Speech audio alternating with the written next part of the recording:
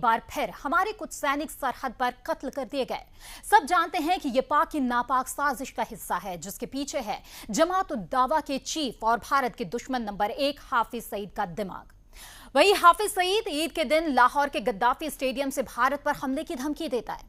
इस बीच भारत के दुश्मन नंबर 2 यानी दाऊद इब्राहिम पर पाकिस्तान खुद कबूलता है कि उसे पाकिस्तान में पनाह मिली हुई थी। सवाल यह है कि जब हमारे दो सबसे बड़े दुश्मन खुल्लम खुल्ला पड़ोसी देश की सरजमी से हमें चोट पहुंचाते हैं तो फिर हम अमेरिका जैसा कदम उठाने की हिम्मत क्यों नहीं करते? क्यों नहीं हम भी उसामा की तर्ज पर पाकिस्तान में घुसकर अपने दुश्मनों को ठिकाने लगा दे? क्या ये वाकई मुमकिन है?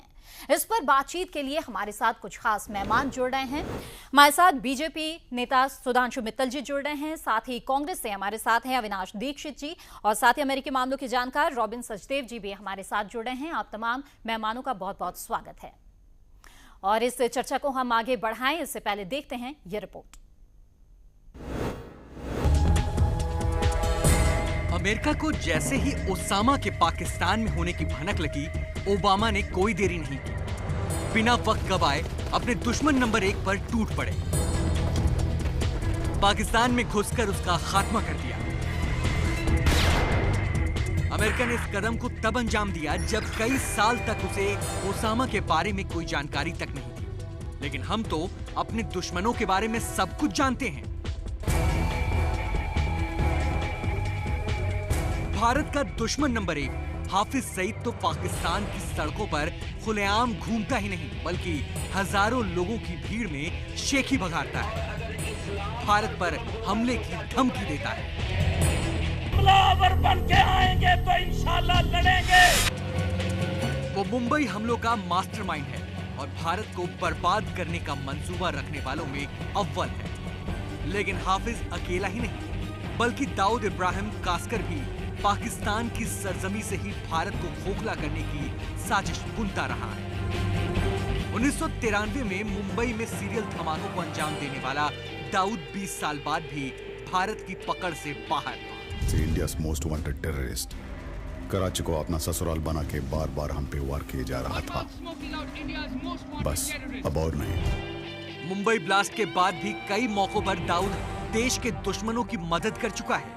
इतना ही नहीं, देश की अर्थव्यवस्था को खोखला करना भी दाऊद के सबसे बड़े मंसूबों में शुमार है। सोचिए, जिस आतंकी ने अमेरिका को दहलाया वो भले ही 10 साल तक अमेरिका के हाथ नहीं आया, लेकिन जैसे ही उसके पाकिस्तान में होने की खबर अमेरिका को मिली, अमेरिका ने बिना एक पल गवाए ओसामा को ठिकाने लगा दिया, वो भी पाकिस्तान में घुसकर, बिना इस बात की परवाह किए कि उसके पाकिस्तान से रिश्तों का क्या होगा, विश्व बिरादरी क्या कहेगी।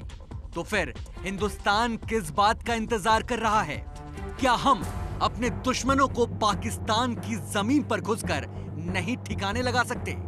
क्या हम अमेरिका जैसे कार्रवाई को अंजाम नहीं दे सकते?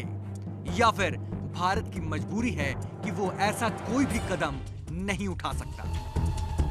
हम सही उष्ण हैं, लेकिन ये हमारी मर्जी से है। हमें इसके लिए कोई मजबूर नहीं कर सकता। जरूरत राजनीतिक इच्छा शक्ति की है। हम भी आगे बढ़ सकते हैं, यूएस बन सकते हैं। Bureau report, B7 news.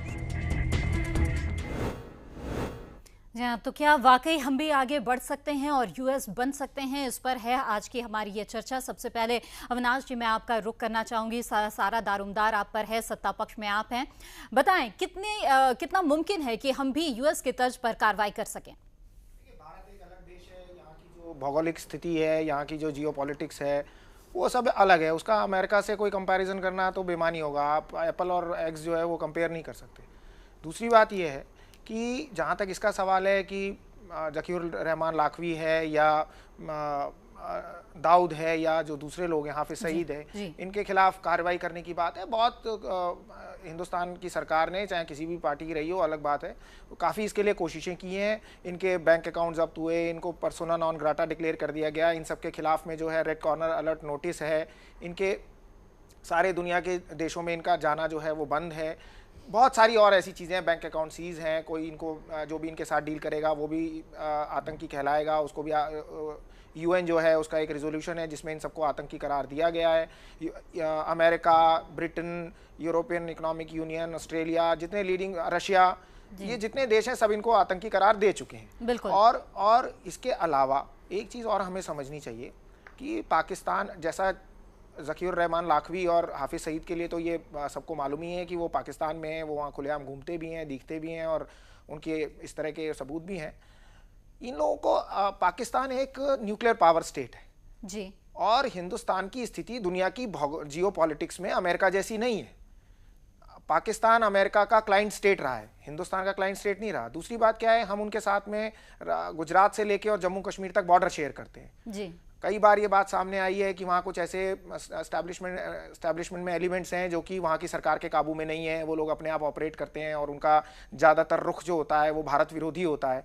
इस तरह के एलिमेंट किसी भी चीज़ को या किसी एक घटना को कितनी दूर तक ले जा सकते हैं, इसकी कल्पना करना भी बड़ा कष्टप्रद है। बिल्कुल, लेकिन कब तक हाथ पर हाथ धरे बैठे रहे? मैंने अभी आपको अर्ज किया मोनालिसा जी, हम जी। हाथ पे हाथ रख के नहीं बैठे। इतने सारे मैंने आपको स्टेप गिनवाए जो कि यहाँ की सरकार जब 2000 से लेकर और आज तक, जब लाल किले पे हमला हुआ था तब से लेकर आज तक यहाँ की सरकारों ने किया है।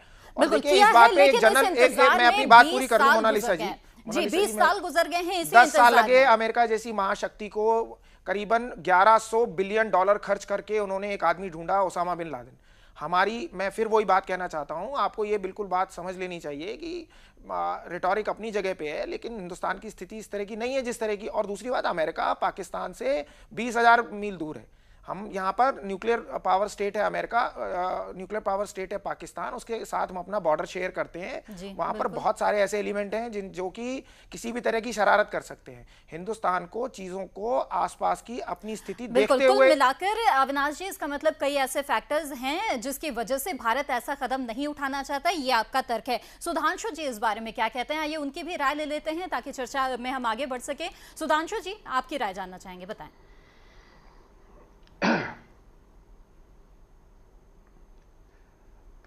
मैं सबसे पहले कहना चाहता हूं कि इस विषय पे राजनीतिक पोजीशनिंग ना करके, क्योंकि ये भारत की सुरक्षा का मामला है जी, भारत की अस्मिता का मामला है, इसमें मैं राजनीति ना करके एक राष्ट्रवादी परिप्रेक्ष्य में चीजों को रखना चाहता हूं और मैं उम्मीद करता हूं कि उसी भावना से इस चीज को ली जाएगी। ठीक है, देखिए, पाकिस्तान की नियत और नीति जी दोनों में खोट है। हाफिज सईद जो हैं, गद्दाफी स्टेडियम से खुलेआम अगर भारत के खिलाफ बोलते हैं तो यह पाकिस्तान की नियत और नीति दोनों दर्शाता है कि इनकी नीति भी यही है कि हमारी सरजमीन पे भारत के खिलाफ एक प्रॉक्सी वॉर चलती रहे। जी बिल्कुल। और नियत के बारे में तो क्या कहूं मैं आपको, बिल्कुल। लेकिन अहम सवाल ये सुधांशु जी कि क्या भारत अमेरिका के तर्ज पर कदम उठा सकता है या नहीं इस बार? एक विकल्प ये जी, मैं वही कहना चाहता हूं जी कि अमेरिका ने कदम उठाया। लोग कहेंगे कि भाई वो तो बिग डैडी है विश्व का, वो जो भी कर लेता है उसको वो जस्टिफाई करता है और क्योंकि इतना ताकतवर राष्ट्र है उसके खिलाफ रिटेलिएटरी मेजर्स नहीं हो सकते। चलिए, ये पक्ष में अपने आप में कहीं इसमें दम है, लेकिन जब टेररिज्म के खिलाफ हमें लड़ाई लड़नी है तो एक होता है कोवर्ट, एक होता है ओवर्ट। ओवर्ट हुआ कि आपकी फौजें हैं, उन्होंने हमला करा, या हिंदुस्तान की फौजों ने छापामार एक हमला करके हाफिज सईद को वहीं पे ढेर कर दिया जी। एक कोवर्ट भी होता है। हम लोग CIA के 100 ऑपरेशंस के बारे में जानते हैं, हम KGB के ऑपरेशंस के बारे में जानते हैं। हम जो है विभिन्न राष्ट्रों की जो एजेंसी हैं उन्होंने कैसे छुपे तौर पे दुश्मनों को आइडेंटिफाई करा, उनको ढूंढा और उनको खत्म करा। मैं ये उम्मीद करता हूं कि रॉ हो चाहे ऐसी एजेंसीज भारत की जो हैं जिनके बारे में खुलासा यहां करना ठीक नहीं होता जी, उनका ये अब उत्तरदायित्व है कि वो इनको चुन चुन के ढूंढ के खत्म करें। कैसे करें इसके बारे में जग जाहिर करने की जरूरत नहीं होती। जी जी जी। और इस चर्चा में रॉबिन जी को अब मैं शामिल करना चाहूंगी। कदम भारत की तरफ से उठा और उसका संदेश गया कि हाँ ये अब जो है इसको स्वीकार्य नहीं होगा, ये देना अब बहुत जरूरी हो गया है। क्योंकि आप लगातार देख लीजिए, बिल्कुल जवाब देना जरूरी हो गया है इसीलिए ये सवाल बार बार उठ रहे हैं, लोगों के मन में भी ये भावनाएं उठ रही है कि जवाब दिया जाए, लेकिन कैसे, किस स्तर पर जवाब दिया जाए। रॉबिन जी, जिस तरह से हम देख रहे हैं हाफिज सईद पाकिस्तान में खुलेआम बैठकर भारत को धमकी दे रहा है, दाऊद के मामले में हमने देखा किस तरह शहरयार खान ने पहले कहा कि वो पाकिस्तान में था, अब यूटर्न मार गए हैं। ऐसे में आखिर कब तक भारत केवल ये देखता रहे तमाम चीजों को? लोगों के मन में यह जनभावना उभरने लगी है और ये बातें सामने आने लगी है कि क्यों नहीं हम भी कदम आगे बढ़ाते हैं और यूएस के तर्ज पर हम एक्शन लेते हैं। क्या आप इसमें कितनी संभावना आप इसमें देखते हैं, या फिर ये केवल एक जनभावना का उबाल है, इमोशंस का उबाल है? मेरे ख्याल से मेरे से पहले जो दोनों पैनलिस्ट ने बात कही है बहुत सटीक और बहुत सही बात कही है। एक तो रेटरिक ज़्यादा है, उसको हमें देखना चाहिए। दूसरी बात कि हमारी इंटेलिजेंस एजेंसीज को अपना काम और भी दूसरे ढंग से ज़्यादा आगे जाना चाहिए। पर मेन बात यह है कि हमें ये देखना चाहिए कि अगले 1.5-2 साल में ये चीज़ें बढ़ेंगी ही, कम नहीं होंगी, या बिजनेस एज यूजुअल भी नहीं रहेगा। अगले 2 साल ये सारा माहौल और भी ज़्यादा सीरियस होता जाएगा, क्योंकि अमेरिका अफगानिस्तान से विड्रॉ करने जा रहा है, तो ये सारा रीजन टर्मोइल में होगा। पर आपका पहला प्रश्न ये कि भारत अमेरिका की तरह एक्शन क्यों नहीं ले सकता। हम एक चीज़ और देखनी चाहिए कि अमेरिका कैसे बना है, उसकी economic power, military power, intelligence की पावर, और उसकी सिचुएशन जो पाकिस्तान के साथ थी वो बहुत ही अलग थी और है। भारत किस हद तक इस तरह के ऑपरेशंस कर सकता है वो अलग है। बट मैं एक पॉइंट और कहूँगा, हमारे को अपना घर देखना चाहिए। एक तरह से हमें अपने बॉर्डर्स को सिक्योर ज़्यादा और करना चाहिए। अभी आप देखिए, कल हमारे आर्मी चीफ गए बॉर्डर पर, और शायद मेरे ख्याल से पहली बार ये बात अब आ रही है पब्लिक डिबेट में कि हमारी आर्मी 3-4 घंटे के अंदर अगर उन्होंने कोई इंकर्शन कराए तो उस 3-4 घंटे के दौरान क्या एक्शंस होते हैं, हमारा स्टैंडर्ड ऑपरेटिंग प्रोसीजर क्या है। अगर उन्होंने घुसपैठ करी, हमारे 3 या 2 या 1 जवान के साथ इंजरी भी करी, तो लोकली हमारी आर्मी उस चीज को हैंडल क्यों नहीं कर सकती, एक प्रश्न उठ रहा है। इनफैक्ट आर्मी चीफ ने इस पे इंक्वायरी इंस्टीट्यूट करी है। तो आई थिंक हमें अपने बॉर्डर्स को ज्यादा सिक्योर करना, हमारी इंटेलिजेंस को ज्यादा एम्पावर करना जो आगे करे। आप देखिए, अमेरिका ने जो ऑपरेशन करी बिन लादेन की, ये नहीं कि ओबामा ने एक दिन सोचा कि अब हमें मिल गया है ओसामा बिन लादेन का पता, हम कल इस पे अटैक करते हैं। उन्होंने सालों साल लगाए, पाकिस्तान से चाहे उनकी जितने भी अच्छे रिलेशंस थे, फिर भी पाकिस्तान के अंदर रहते हुए उन्होंने पूरी जालसाजी करी, और तब कहीं जाके उन्होंने वो ऑपरेशन कर पाए।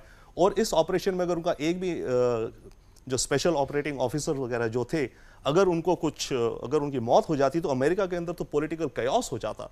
तो ये सारे फैक्टर्स मिला के अमेरिका, कई सारे फैक्टर्स हैं रोमिन जी, जैसे कि आप बता भी रहे हैं कि एक दिन में ये निर्णय नहीं लिया गया, और खासतौर पर विदेश मामलों को लेकर अगर हम देखें, अमेरिका की जो नीति है वो समझौता नहीं करती है, लेकिन हम कई सारे अपनी खामियों को लेकर हम कहीं ना कहीं बैकफुट पर रहते हैं के खिलाफ। और खासतौर पर जिस तरह से पाकिस्तान में सुरक्षा के घेरे में बैठे हुए हैं हाफिज सईद और दाऊद इब्राहिम जैसे कुख्यात आतंकवादी, जो इंडिया के मोस्ट वांटेड लिस्ट में सबसे टॉप पर हैं, आखिर क्यों नहीं हम उस पर एक अग्रेसिव तरीके से एक्ट करते हैं और कोई एक्शन लेते हैं? इस बारे में हमारी चर्चा चल रही थी, और जैसे कि बात सामने आई है, सुधांशु जी आपके पास आना चाहूंगी कि ठीक है, कई सारे फैक्टर्स हैं जो भारत को इस तरह के कदम उठाने से रोकते हैं, लेकिन हम कई मामले में भी पिछड़ जाते हैं, कूटनीतिक स्तर पर भी हम कई बार पिछड़ जाते हैं। अगर पिछले दिनों की हालत देखें, तब भी रक्षा मंत्री के बयान जिस तरह से आए पाकिस्तान में 5 जवानों की शहादत पर, वो भी कहीं ना कहीं हमें दिखाता है कि हम किस तरह से कूटनीतिक दृष्टि से भी उस कड़े कदम को नहीं उठा पाते हैं। सॉफ्ट नेशन हम बनते जा रहे हैं।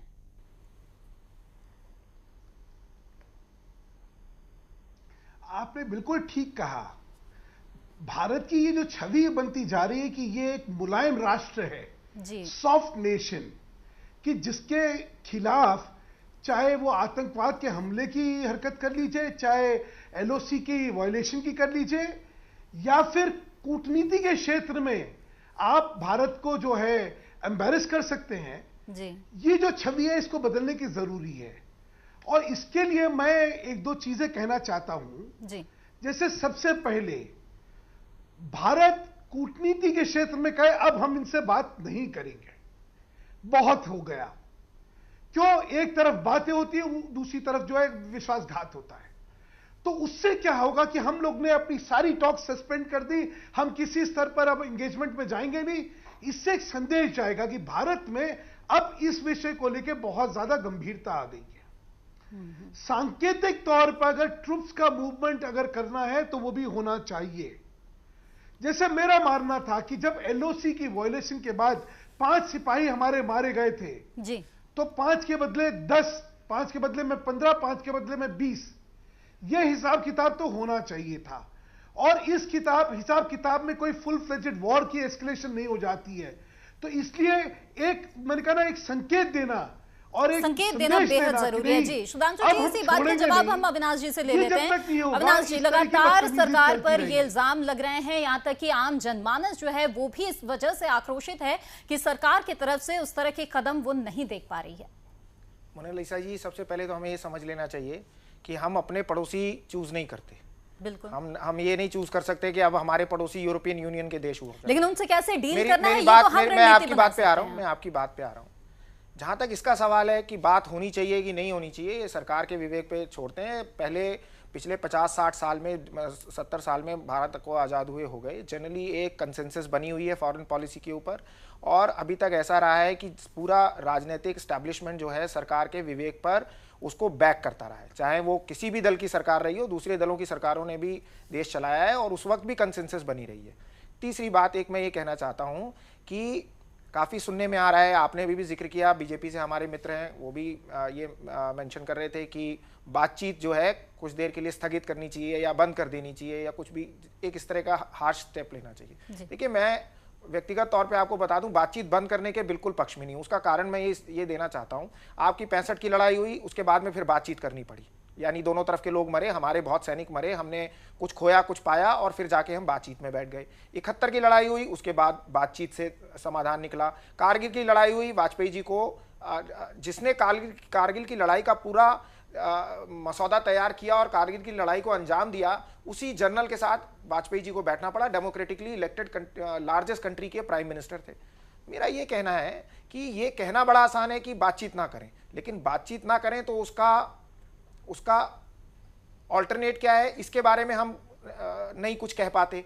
तो मेरा मानना यह है कि देखिए, ऑल्टरनेट के बारे में मैं ये कहना चाहता हूं, अभी तक फॉरेन पॉलिसी के मामले में और राष्ट्र के इस तरह के मुद्दों के मामले में एक जनरल पॉलिटिकल कंसेंसस बनी हुई है और सरकार के विवेक पे सारी राजनीतिक दलों ने सरकार को अभी तक भरोसा दिया है। मेरा मानना यह है कि आज भी ऐसी परंपरा का पालन। बात कही है आपने, ऑल्टरनेट की बात कही है। सुधांशु जी से जान लेते हैं, दावा कर रहे हैं इस वक्त बीजेपी का पूरा दावा है कि अगली बार सरकार में सत्ता में बीजेपी लेकर आएगी सरकार, तो कुछ ऑल्टरनेट उनके पास भी है या नहीं, जान लेते हैं। सुधांशु जी बताएं।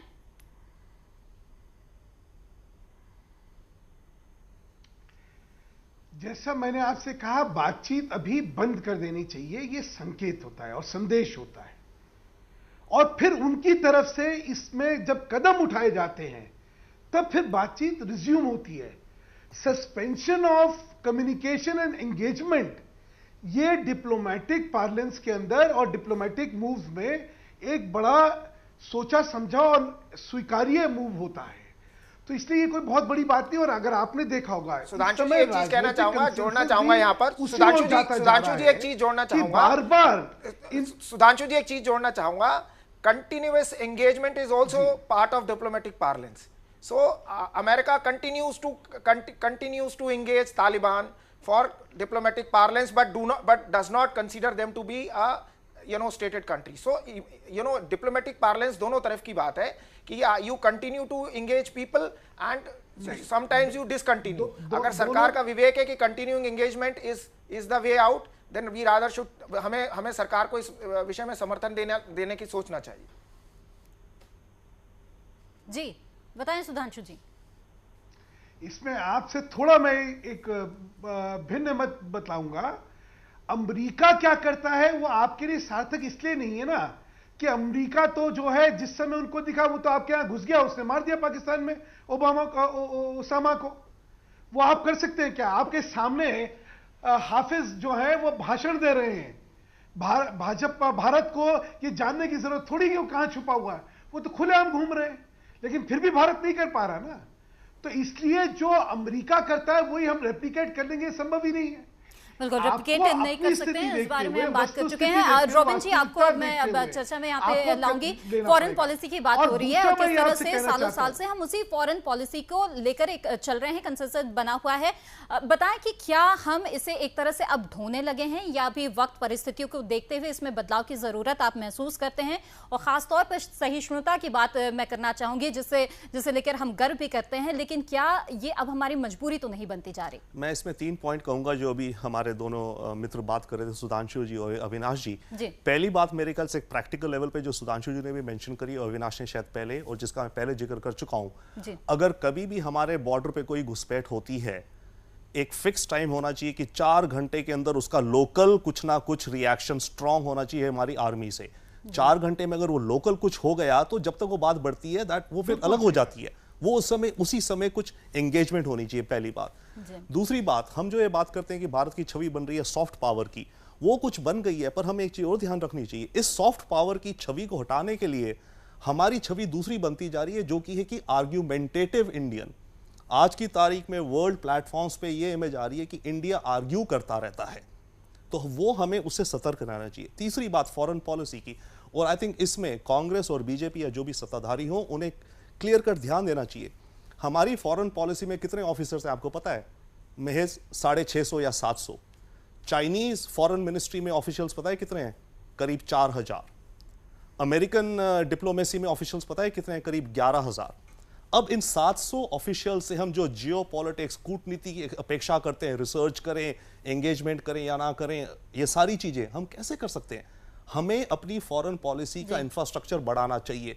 इन 700 से लेकर के हमें 4000, 5000 तक इमरजेंसी रूप में करना चाहिए। रॉबिन जी, माफ कीजिएगा, वक्त की कमी है, लेकिन फिर भी आपने अपने कई सारे पॉइंट्स क्लियर कर दिए हैं कि भारत ठीक है, अमेरिका जैसा एक्शन इस वक्त लेने की स्थिति में नहीं है, लेकिन कई ऐसे बिंदु है, कई ऐसे फैक्टर्स है जिस पर काम करने की बेहद सख्त जरूरत है।